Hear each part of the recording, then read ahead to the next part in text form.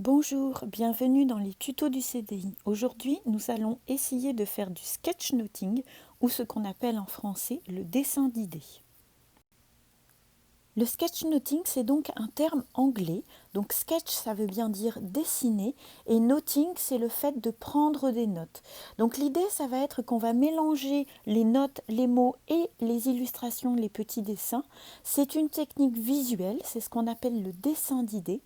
Et ça va nous permettre notamment de visualiser, de retenir, de réfléchir avec le sketchnoting. Alors, comment on fait du sketchnoting? Eh bien, c'est tout bête. En fait, on va insérer des mots. Par exemple, on a un sujet, donc on va réfléchir. Et puis, des dessins. Ça peut être des symboles, ça peut être des petites illustrations, ça peut être des choses qui représentent. Par exemple, donc j'ai mon sujet, je vais faire un brainstorming. En français, j'appelle ça une tempête de cerveau. Ceci est un cerveau. Et ensuite, je vais réfléchir sur le vocabulaire, par exemple, autour de mon sujet. Les synonymes, les contraires, le champ lexical. Et c'est ce qu'on appelle une toile de vocabulaire. Donc moi, ça me fait penser à une toile d'araignée. Donc je représente un petit visuel pour m'aider à retenir. Donc comme je l'ai dit, le sketchnoting, c'est une carte mentale illustrée. Ça peut être un dessin fait à la main, on peut voir, vous pouvez faire ça quand on vous le demande sur votre cahier, ou alors ça peut être fait en numérique.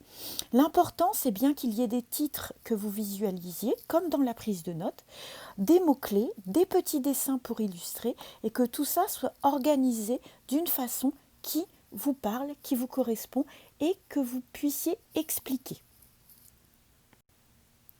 Par exemple, voilà un sketchnoting que j'ai fait pour réfléchir. Donc j'ai pris, avant de commencer mon cours, j'ai juste pris un papier et j'ai pris des feutres, des couleurs.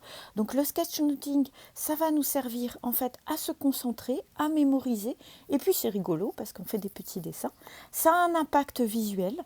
C'est un exercice personnel qui va nous permettre de prendre des notes, de rechercher des idées, comme je l'ai dit par exemple pour un brainstorming, de faire un résumé et donc d'apprendre par exemple des choses. L'idée c'est d'utiliser des couleurs, des majuscules, des minuscules, des petites illustrations, des petits personnages si vous en avez envie. Ça permet donc d'organiser, de rechercher et de classer. Donc c'est une technique qui est à la fois un peu plus ludique, mais qui est également très importante au niveau de la mémorisation. Quand on dessine, ça permet de retenir beaucoup de choses. Voilà par exemple des idées de brainstorming, de réflexion, tempête de cerveau sur les médias, sur la façon, les sources pour rechercher.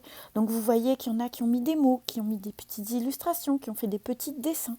L'idée c'est vraiment que c'est votre travail, donc c'est à vous de l'illustrer, de l'organiser comme vous le souhaitez.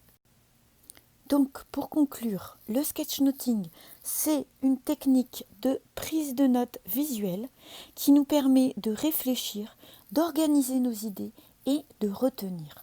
Donc, prenez le temps, peut-être à la fin d'une leçon ou quand vous avez une leçon à résumer, de passer par le sketchnoting. Et c'est vraiment une technique qui, pour certaines personnes, permet vraiment de mémoriser les informations. Voilà, j'espère que vous allez utiliser le sketchnoting parmi les techniques pour prendre des notes et apprendre vos leçons. Je vous dis à très bientôt pour de nouvelles aventures sur les petits tutos du CDI. Au revoir!